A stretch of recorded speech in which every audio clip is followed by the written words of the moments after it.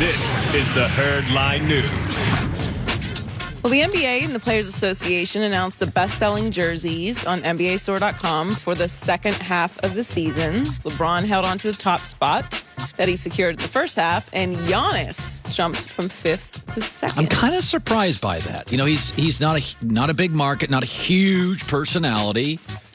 I think Giannis is on the precipice of becoming a real bona fide superstar. He's likable. If he wins the championship this year,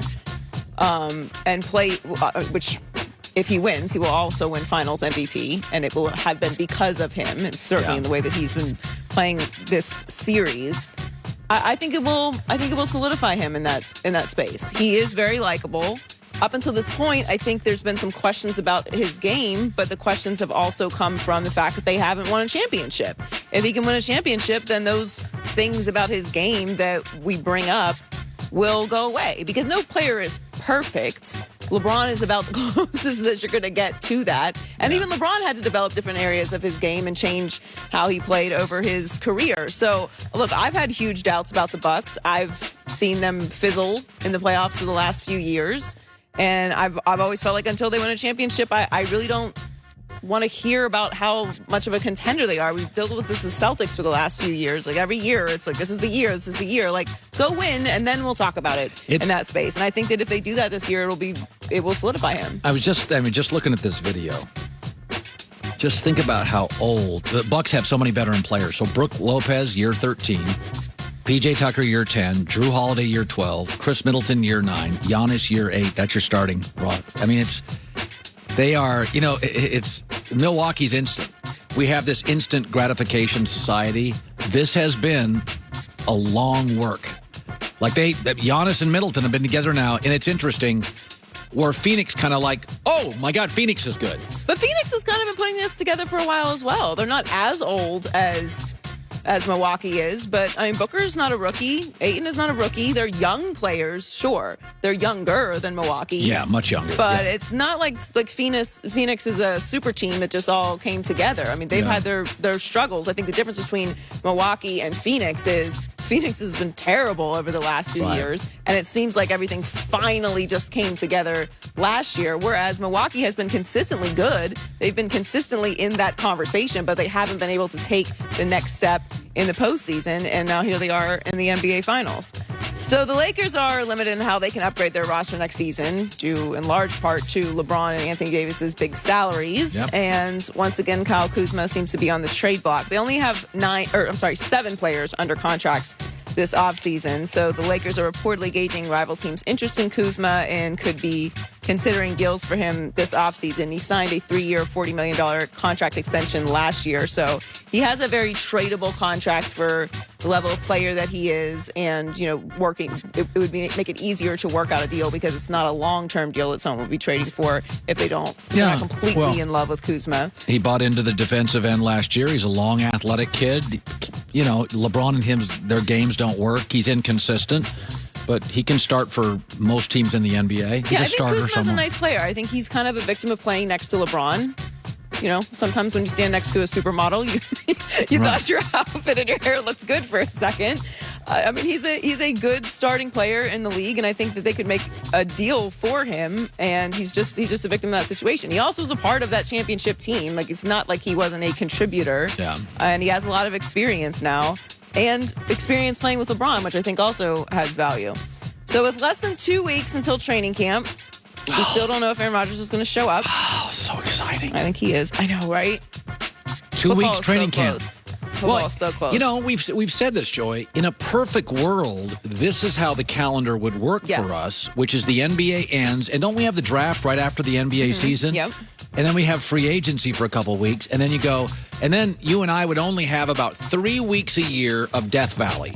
It's after the NFL season ends until NFL free agency begins. Right. It's about a 3-week. And it's not even really Death Valley, because you still have regular season NBA games. Yeah, no, but nothing's urgent. Nothing's urgent. But then free agency becomes urgent, into the draft, which is urgent, into the NBA playoffs, which is urgent, into the NFL, and then all of a sudden in October, it's a smorgasbord of baseball playoffs, NFL, Right, college. then we need a 6-hour show. It used to be, when I got into this business, the summers were death. July and August, take your vacation. And February and March, you prayed that March Madness was good. Yep. Then the NFL moved its free agency, solved that problem. And now with the NBA, now they're going to go back to their schedule. But I would contend right now, they don't compete against anything. I mean, baseball has no urgency in July. This so is the ideal schedule for the NBA. Totally ideal. Now, all NBA people are going to disagree, and so will the players, but Isn't it about, to me, it's always been about real estate. it's really about us, guys. What's going to make it easier for us to do a show? That's how we should schedule But even it. for fans. No, it is. There's less competition. Like, There's if less you're- things to compete with on air. I don't know. I sitting there watching that last night, and I'm like, this is so perfect. There's nothing else. There's nothing else I want to watch. I mean, there's regular season baseball games, but you can give or take those. Yeah, but I mean, it's the NBA Finals. Right. Like, it doesn't get more urgent than that. All right, Joy with the news. Well, that's the news. And thanks for stopping by. The Herd Lie News. All right. By the way, Game 4 last night in Milwaukee brought to you by Mercedes-Benz, the best or nothing senior rider. Covering the NBA since the early 90s. So, my takeaway on this is Chris Paul looked worn down. Drew Holiday's probably 3 to 4 inches taller, 30 pounds heavier. He's a big physical player. Mike Budenholzer's not known for adjustments, but putting Drew Holiday on Chris Paul, it did look like Chris Paul was worn out last night. Your thoughts? No question. There's a reason that Drew Holiday is a first-team all-defensive selection this year, along with Giannis Antetokounmpo. And you're exactly right.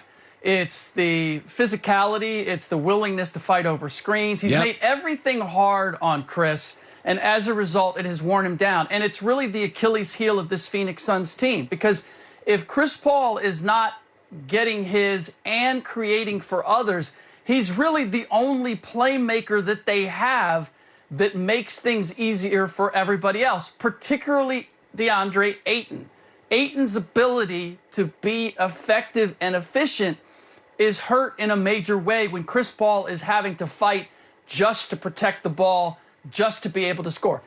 Until last night, Chris Paul has still shot the ball well in the mid-range, has not shot it particularly well from long range, but Drew Holiday it's why I refuse any Drew Holiday slander. Yes, he was 4 for 20 last night. Yes, he's had 3 games where he has not shot well in this series, but since taking over the #1 assignment on Chris Paul, he has been the primary defender and the primary reason that Chris Paul has struggled, and as a result, so have the Suns.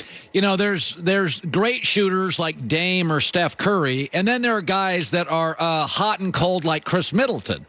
And, last night he was bad early, great late. He is really on this roster of tough guys, thick guys, bruising guys. He's their best shooter. What do you make of last night and Middleton as a trustworthy player in the next 3 games?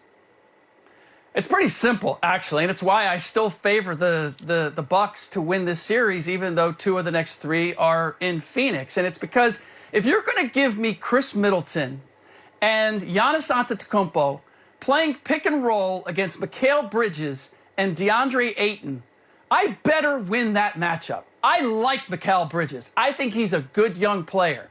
But this is his first time in the playoffs. And the threat of Giannis as the roller in pick and roll is creating opportunities for Chris Middleton that a good shooter, scorer should make consistently. So they really this is the matchup. And versus Chris Paul and DeAndre Ayton against Drew Holiday and Giannis Antetokounmpo, 2 first-team all-defensive players. I don't want to oversimplify this series, but it really comes down to that. The Bucks 2-man game is an experienced one playing against a relatively inexperienced one.